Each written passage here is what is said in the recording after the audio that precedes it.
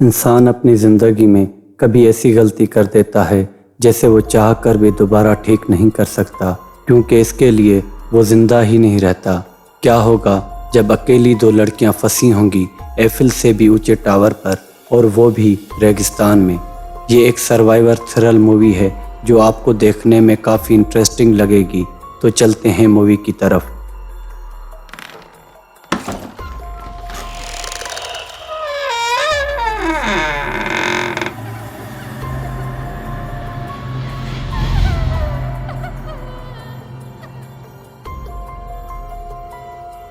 Movie के शुरू में हम एक कपल डैन एंड बेकी को देखते हैं जो कि माउंटेन क्लाइंबिंग कर रहे थे, और उनके साथ ही उनकी दोस्त हंटर।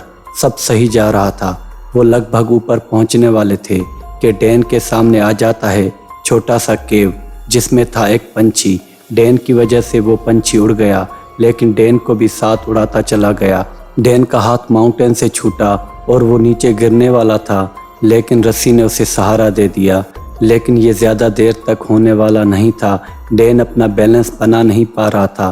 तभी बेकी नीचे आकर उसे ऊपर लिफ्ट करना चाहती है, लेकिन ये सब इतना आसान नहीं था। और तभी रस्सी का हुक माउंटेन से निकल जाता है और डैन उन दोनों के सामने कई सौ फीट ऊपर माउंटेन से नीचे गिरकर मर जाता है। इसलिए कहा जाता है कि अपने काम से काम रखो। इस हादसे को ऑलमोस्ट 51 वीक हो गए थे, लेकिन बेकी अभी तक डैन को भुला नहीं पाती।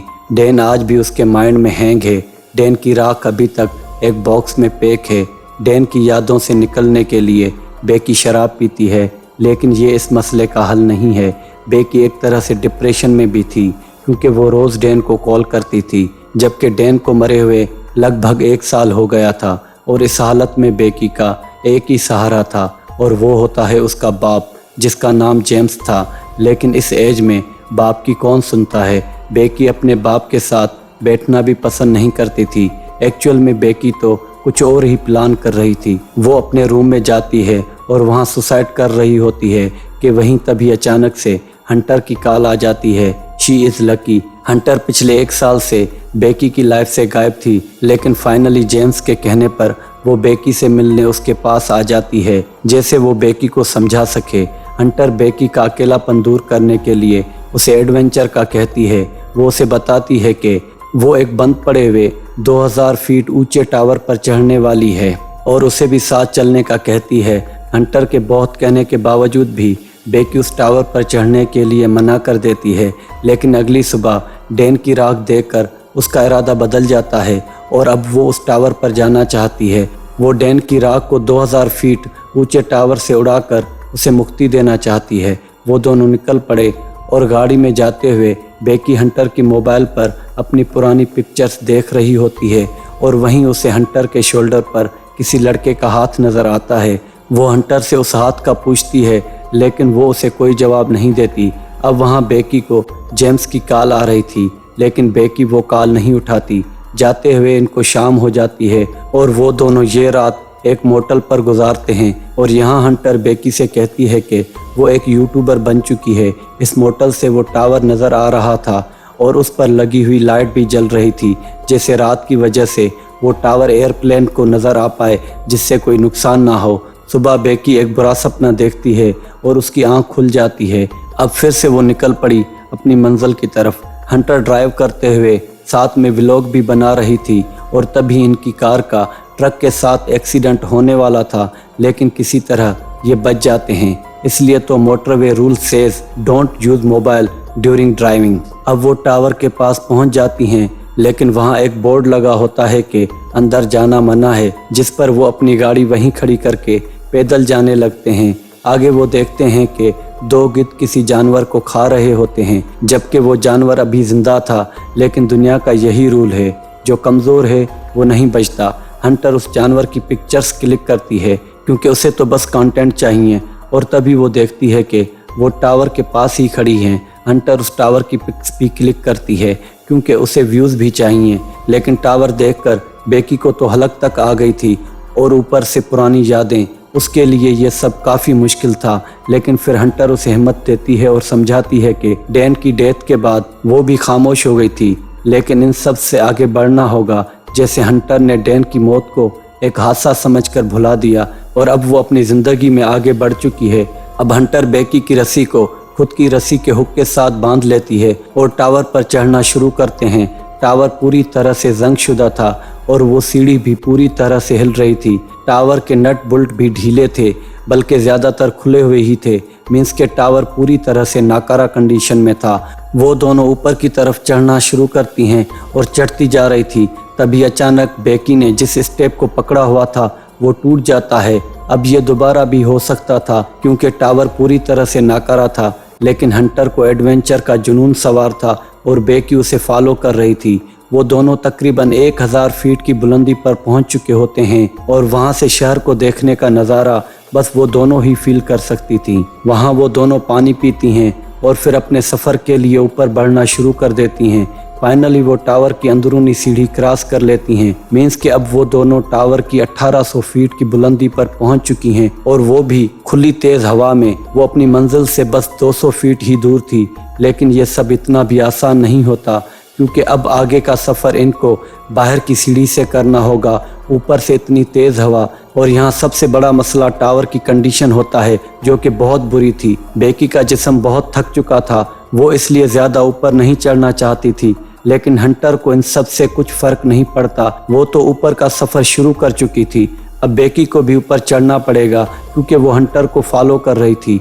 वो दोनों टावर के टॉप पर पहुंचने वाले होते हैं, लेकिन उससे पहले उनको टावर की डिश क्रॉस करनी होगी जो कि टावर के टॉप से थोड़ा सा ही नीचे होती हैं, लेकिन हंटर उसे भी आराम से क्रॉस कर लेती है। बेकी काफ़ी डर गई थी और डरी हुई को और ज़्यादा डराने के लिए हंटर सीढ़ी हिलाती है, जिससे सीढ़ी का एक नट निकल जाता है।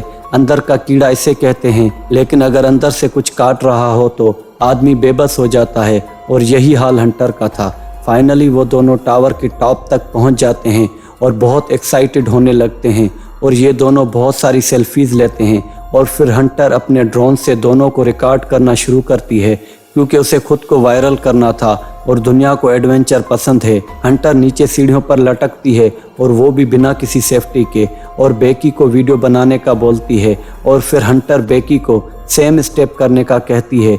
वो तो बेखौफ थी, लेकिन बेकी जानती है। बहरहाल बेकी को पता था कि हंटर नहीं मानेगी, इसलिए वो हंटर का हाथ पकड़कर नीचे लटकती है और तभी बेकी गिरने वाली थी, लेकिन हंटर उसे ऊपर कर लेती है। यहाँ बेकी की बस कटने वाली थी, लेकिन शी वाज लकी। अब वो काम करना था जिसके लिए ये दोनों टावर पर आई थी और वो काम था डैन की राख। बेकी डैन की राख हवा में उड़ाती है और रोने लगती है, लेकिन उससे भी ज़्यादा हंटर रोती है। फाइनली अब दोनों को नीचे उतरना था, जो कि चढ़ने से ज़्यादा मुश्किल था। बेकी नीचे उतरना शुरू करती है और कुछ स्टेप लेते ही सीढ़ी टूटकर टावर से अलहदा हो जाती है और बेकी हवा में। अगर ज़्यादा हिलाओगे तो ऐसा ही होगा। फाइनली सीढ़ी पूरी तरह से टूटकर नीचे गिर जाती है। अब टावर की रॉड की मदद से कैसे भी करके हंटर बेकी को ऊपर खींचना शुरू कर देती है, लेकिन इस बीच दोनों की जान हलक तक आ पहुंची थी। फाइनली कैसे भी करके हंटर बेकी को ऊपर खींचने में कामयाब रहती है और दोनों पागलों की तरह हंसना शुरू कर देती हैं, लेकिन इनको कुछ पता नहीं था कि इनके साथ आगे क्या कुछ होने वाला है। वो दोनों नीचे जब सीढ़ी की तरफ देखती हैं तो सीढ़ी पूरी तरह से टूटी हुई थी। अब वो दोनों पूरी तरह से ऊपर फंस चुकी थी। मसला और भी ज़्यादा बढ़ता है जब हंटर मोबाइल चेक करती है तो नो सिग्नल, लेकिन शायद वो लकी थी क्योंकि उन्हें वहाँ एक बॉक्स में बाइक्यूलर यानी दूरबीन और फ्लेयर गन मिल जाती है। लेकिन वहीं इनके लिए एक और मसला बढ़ गया था और वो था इनका बैग, क्योंकि सारा सामान उस बैग में था, यहाँ तक कि पानी भी, और पानी ज़िंदगी है। उन्हें लग रहा था कि कोई उनकी मदद के लिए आएगा, लेकिन शायद वहाँ दूर दूर तक कोई भी नहीं था। वहीं बेकी देखती है कि उसे नीचे गिरने से कट लग गया होता है। हंटर जल्दी से उसके ज़ख्म को अपने कपड़े से बांधती है और यहाँ बेकी का यूरिन तक निकल जाता है। वो दोनों थोड़ा रिलैक्स होती हैं और फिर बेकी हंटर का इंटरव्यू लेना शुरू करती है और उससे पूछती है कि उसने यूट्यूब चैनल क्यों बनाया, जिस पर हंटर का जवाब था कि बैन की वजह से। हंटर दूरबीन से देखती है तो उसे दूर कहीं एक कैबिन नज़र आती है और फिर वो मोबाइल पर हेल्प की पोस्ट छोड़ती है और मोबाइल रस्सी में बांधकर नीचे छोड़ती है, जैसे मोबाइल में सिग्नल आए और कोई पोस्ट पढ़कर किसी तरह की हेल्प भेजे, लेकिन वो इसमें नाकाम हो जाती हैं। उसके बाद हंटर खुद किसी तरह थोड़ा नीचे जाती है और मोबाइल को थोड़ा और नीचे करती है जैसे सिग्नल इशू खत्म हो जाए। लेकिन इस बार तो हंटर खुद ही नीचे जाते जाते बच गई थी और वो वापस ऊपर आ गई। लेकिन हंटर को इतना पता चल गया कि नीचे फ़ोन सिग्नल कैच कर रहा है, इसलिए अब वो ये फैसला करती है कि फ़ोन को जूते के अंदर डालकर नीचे फेंक देंगे जिससे पोस्ट डल जाएगी, क्योंकि कैसे भी करके बस नीचे जाना है।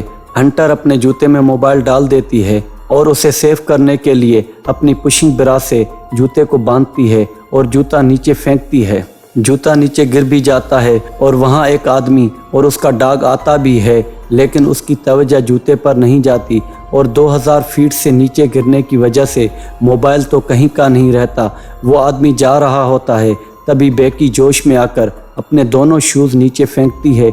वो आदमी शूज़ उठाता है, लेकिन अब भी इसका ध्यान ऊपर इनकी तरफ नहीं जाता। स्ट्रेंज अब बेकी फ्लेयर गन से फायर करना चाहती है जिससे वो आदमी इन्हें देख पाए, लेकिन वहीं हंटर उसे रोकती है और कहती है कि उस केबिन से 2 लड़के बाहर निकले हैं और शायद उन दोनों लड़कों का वहां पार्टी करने का प्लान है, इसलिए अब ये सही टाइम देखकर फ्लेयर गन फायर करेंगी, क्योंकि दिन में फ्लेयर गन सही से नज़र नहीं आएगी और इनके पास फ्लेयर गन की एक ही शॉट होती है। अब रात में बेकी फ़ोन में वीडियो देख रही थी। वो खुद को डैन के साथ नाचते हुए देख रही थी और सामने हंटर सैड नज़र आ रही थी।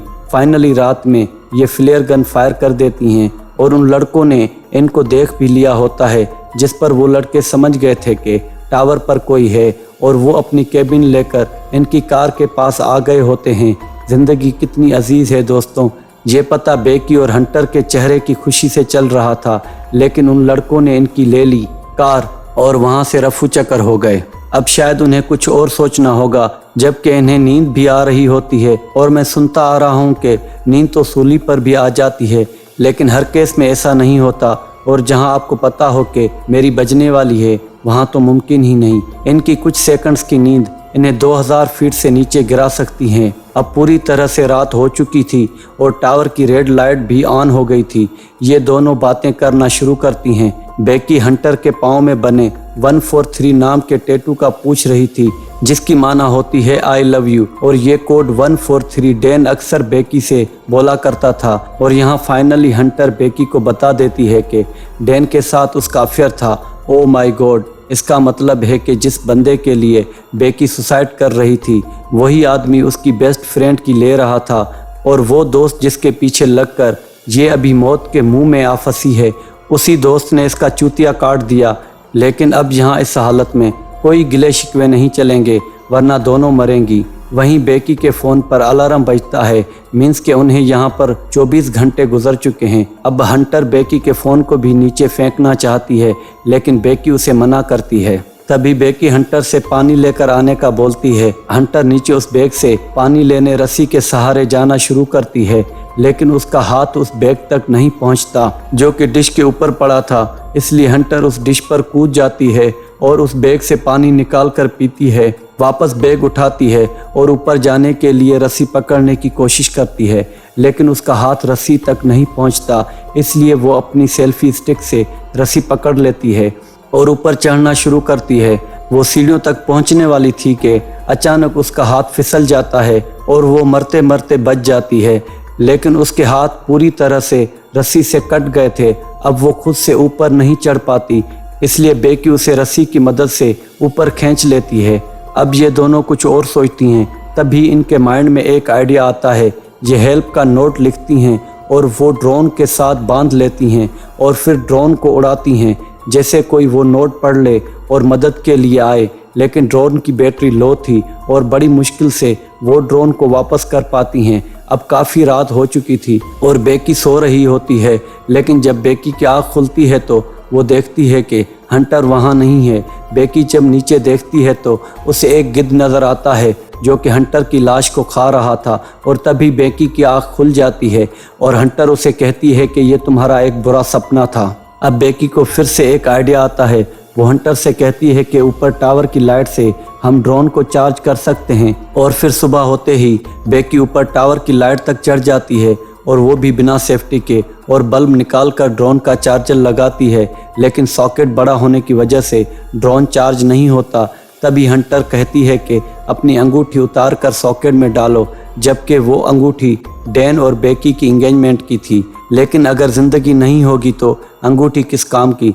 तो वो ऐसा ही करती है और ड्रोन चार्ज होना शुरू हो जाता है। अब जब तक ड्रोन चार्ज नहीं होता उसे यहीं रुकना होगा।